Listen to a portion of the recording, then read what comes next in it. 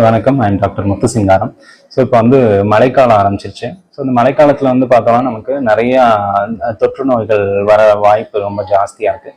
So தொற்று நோய்கள்னு பார்க்கும்போது என்னென்னா நமக்கு வந்து ரெஸ்பிரேட்டரி இன்ஃபெக்ஷன்ஸ், ஸோ இருமல், சளி, காய்ச்சல் மற்றும் மூக்கடைப்பு, ஸோ இந்த மாதிரி தொந்தரவுகள்லாம் வரும். ஸோ அதுக்கப்புறம் வந்து பார்த்தோம்னா வாட்டர் பார்ன் டிசீஸ்ன்னு சொல்லுவோம். ஸோ அது வந்து எதனால் வருதுன்னா இந்த நீர் தேக்கங்கள்லாம் இருக்கிறனால, ஸோ அதுலேருந்து கொசுக்கள் முட்டையிடுவதன் மூலமாக, ஸோ கொசு உற்பத்தி ரொம்ப அதிகமாக இருந்ததுன்னா அதுலேருந்து பரவக்கூடிய நோய்கள் டெங்கு, மலேரியா, சிக்கன் குனியா, ஸோ இந்த மாதிரி ஒரு நோய்கள்லாம் அதிகமாக பரவும்.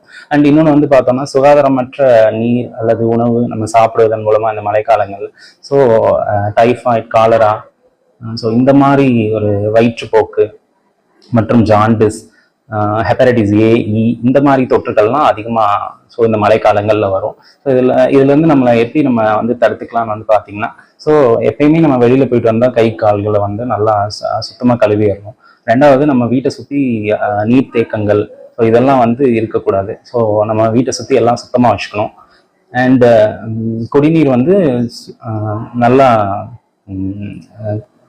காய்ச்சி வடிகட்டிய நல்ல சுத்தமான குடிநீர் நம்ம வந்து அருந்தணும். இந்த மாதிரி இதெல்லாம் பண்றது மூலமா நம்ம மழைக்கால நோய்கள்ல இருந்து நம்ம தற்காத்துக்கலாம்.